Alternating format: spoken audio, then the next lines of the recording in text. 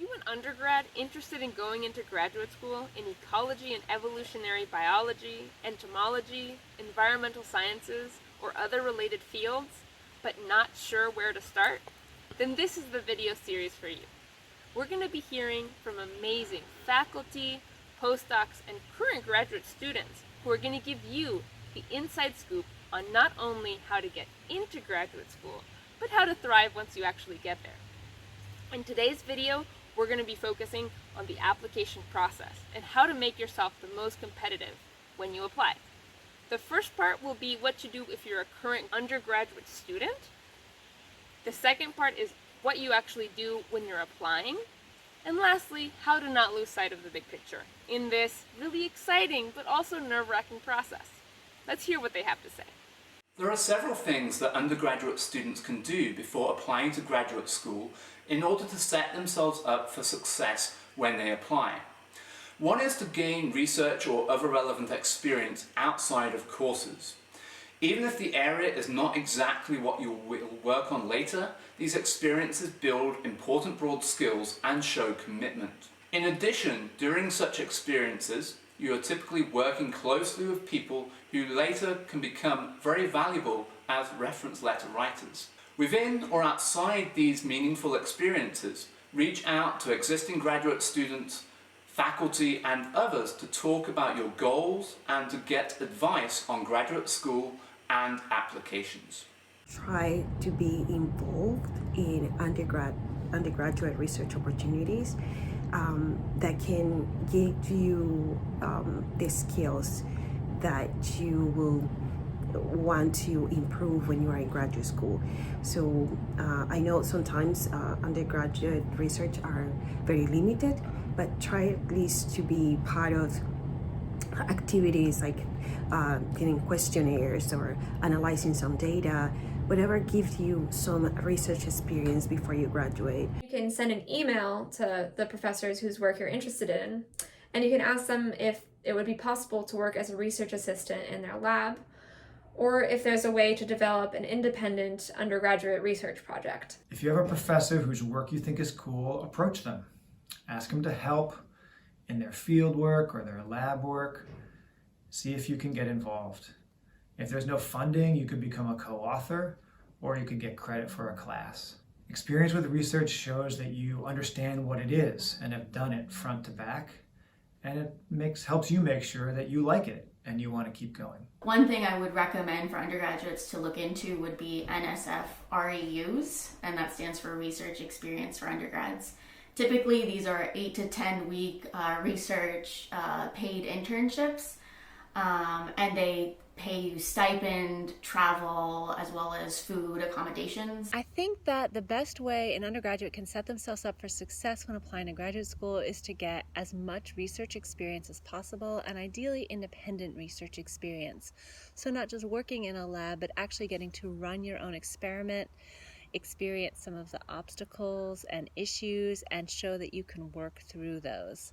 There are a lot of different ways to do that. It can be independent research in a lab, it could be an REU, it could be an honors thesis. Once you're in the lab, I think it's very important that you make yourself invaluable, right, to the members of that lab or that research program. That means taking the initiatives on leading experiments or really participating in conversations during lab meetings, anything that could set you up as being a leader to your peers. Gain some research experience. That would give you some skills and also some ideas to talk about later in your CV, but also in your statements and in your interviews.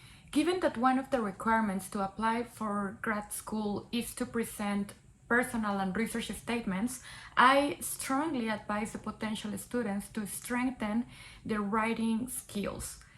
Well, many schools are moving away from requiring the GRE exam for graduate school applications. And what that means, at least for us here at UCR, is that research experience and letters of support are even more important than they were before.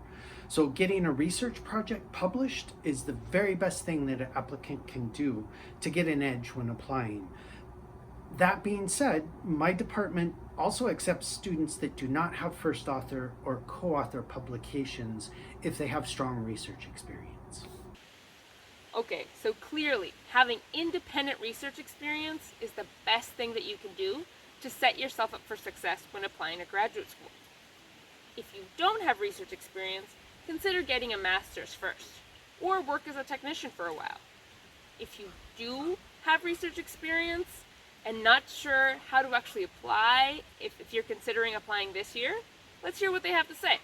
First, find the professors in your area, in your field that you would be interested in working with. Start reading papers, look at, okay, what is it what I want to learn about, what type of field do I want to work with. Go to a conference and see somebody talk, that's great. Or during your undergrad, if you saw a talk of one professor that's super exciting, that you think this would be great, those are the people you want to look up and read papers, but also other scientists that are cited by them or work on similar topics. Finding around 5 professors that you feel excited about their work, where you see like their papers, look at their websites, and you're like, oh, this is the type of research I would like to do, that would be a great starting point. Contact ahead of time those labs that you have interest for. It is important to identify potential mentors and contact them before you apply. Before the application deadline in the department you want to apply. So in our department, the deadline is December 1st. I would suggest that around August and September, you make the first contact with that professor. And that first email is extremely important. So you should include information of why you want to work with that professor, what your previous experience is, and why that lab you're applying to is a good fit for you. Which means that you need to know what they're actually doing in that lab. When you write that initial email, it would also be important to include your CV and again state what you have done before. It doesn't matter that you didn't work in that field, because some professors are not taking students that year. Maybe they don't have funding, maybe they have too many students already, or the profile doesn't match completely.